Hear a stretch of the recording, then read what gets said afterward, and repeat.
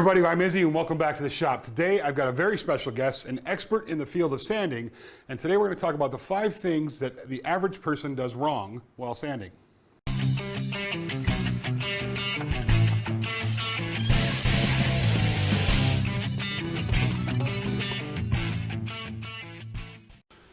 So before we get started, I want to hit on a couple points. First of all, most of you know that Klingspor is sponsoring my channel, and I'm really excited to have them on board. One of the things I asked for was to have some other experts come down and help educate us as far as materials go. So that's what's coming up next. Really hope that you get a lot of value and information from what we're about to share.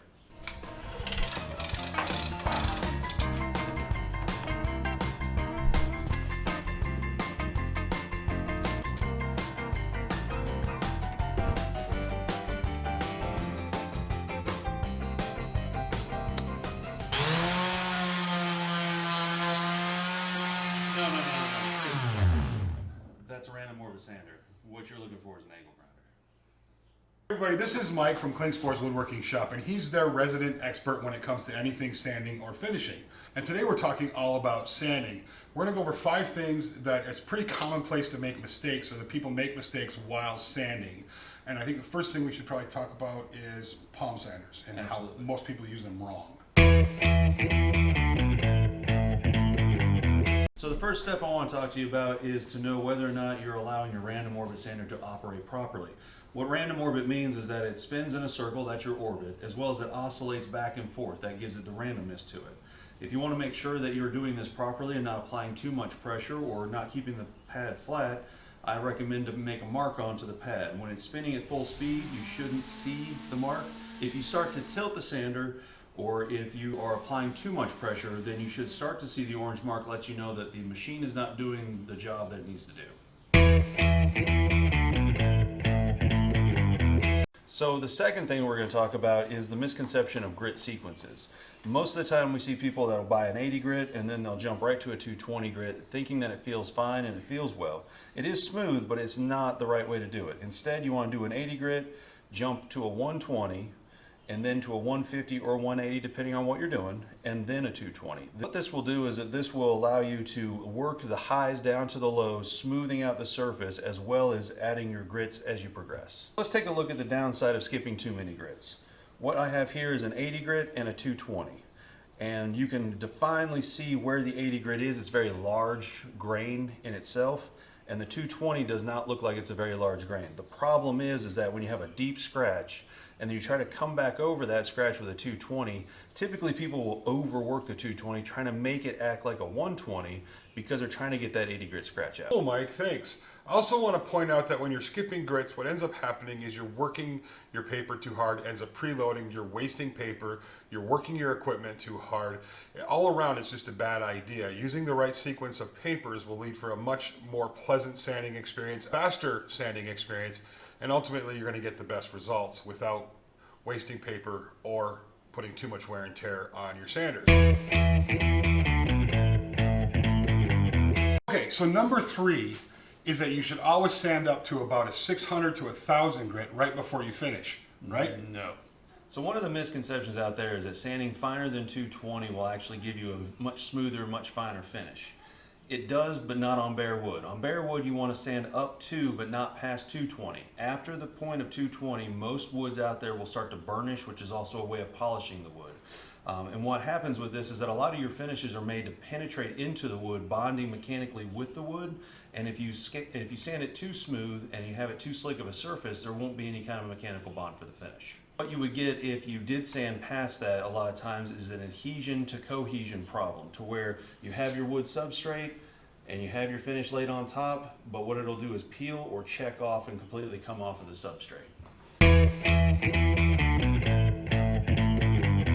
All right, so number 4 is a bit of a misnomer, and depending on who you talk to, you're going to get different answers for everything. The majority of the experts say to raise grain before you finish it, and raise grain simply means to use water or some kind of compound that's going to raise the grain in the material and then sand it off. I think the big thing is there's a lot of disagreement on where to do that, whether you start that way or whether you finish that way. Correct. And a lot of times I like to tell people that throughout whatever your sanding sequence is going to be, whatever you determine your grits are going to be, that just before the very last grit that you use, you raise the grain. Okay.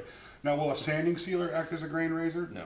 Okay. You really want something water-based to do that because trees were excited by water. That's how they grew. So as a tree's dried out now over the kiln, you add water to it and it'll excite that grain back up. And another misnomer is raising grain with alcohol is not going to be effective, especially when you're talking about raising water. Alcohol will leach in for a second and then it evaporates very quickly. And a lot of times, alcohol and denatured alcohol, ethanols, that's what they use in finish. That's why it evaporates quickly, and that's how you get your finish to dry out. So use water. Yeah. So when's the best time? Just before the last sanding grit that you decided in your sequence. So if I did like a 180 and I'm going to jump to a 220, I stop at the 180, raise the grain, let it dry out, and then sand it with a 220. That's correct. And then apply the finish. That's correct. Okay. Good information. This isn't number 5. This is kind of like, we'll call it a freebie, okay, guys? There's another misconception out there about finishing with card scrapers as opposed to sanders. Now, I'm all about card scrapers when it comes to working the material, but it's not something you want to use right before a finish, in my opinion. What's your take on it? And I'll tell you my reason, you tell me yours. All right, so my take is the same thing. I don't think a hand plane or a card scraper should be used just before finishing. It is true that it does cut the grain very cleanly, but at the same time, I like to mention to people that it's like a lawnmower when you go through your yard with a riding lawnmower that the grass is laid down by the tire one way. Card scraper kind of does the same thing, in which then you won't have the finish grab as well. Okay, my whole premise for not using a card scraper before a finish is when you're card scraping, you're taking generally short strokes, okay? So you're taking maybe a 10-inch long stroke, and that's an aggressive one. What's going to happen is when you're taking strokes over the top of it, you're in a way are burnishing the material or pushing all the grain down differently in different areas. And I have seen finishes like spraying a lacquer over the top of a card scraper finish, and it's just like it soaks in really well here, it doesn't here, so you end up with almost a blotchy pattern. And that's why I always say never finish with a card scraper. Always finish. If you're card scraping everything, that's fine. Stop, finish it with a 220 before you actually apply a finish on it. That'd be a good safe way to make sure you don't blotch the wood. Okay. Now I know there's going to be some people out there that disagree with this, but between the two of us, we're talking almost 50 years of experience doing this. So definitely before your final coat or before your finish goes on, sand it out.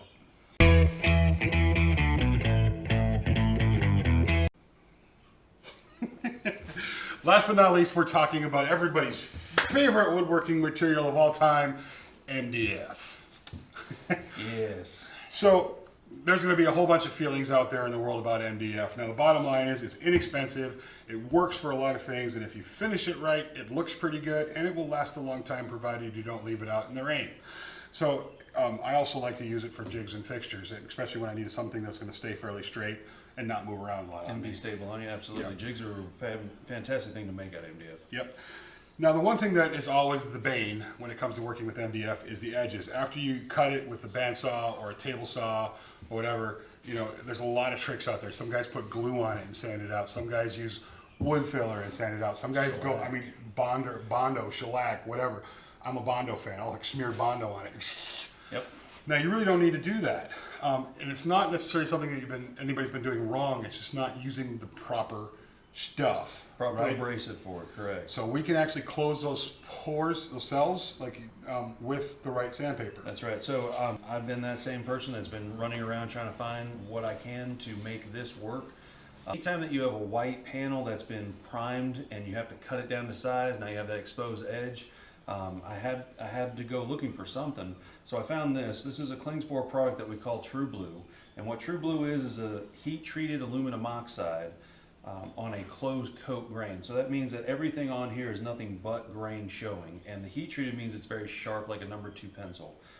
This is what I found that will clean it up very well. You can put like 1 coat of shellac and then come back with 1 more pass of this, and it just makes it like it was never cut. We don't have time today to do the shellac and let it dry and do the demo on this, but you will see that in upcoming videos of mine. And I want to take a second and say a big thank you for coming all the way down from Hickory. Thank you for having me. And sharing this information with us. Now, I plan on having Mike back throughout the next 12 months or so to share more finishing tips, more sanding tips. So you'll see him pop up from time to time. And in the meantime, if you're not following Klingspor over on Instagram, I definitely suggest you do that. And what's your Instagram handle? Mine's Duff Style 1. Duff Style One, Duff. STYLE. Style One. Go check him out. Does a lot of fun projects, and he's always good for a ton of really valuable information. Thank you very much for watching today, guys. I really appreciate it. And if you haven't already, don't forget to subscribe. Lots more valuable information, content, and just fun builds coming down the pipe. We'll talk to you soon.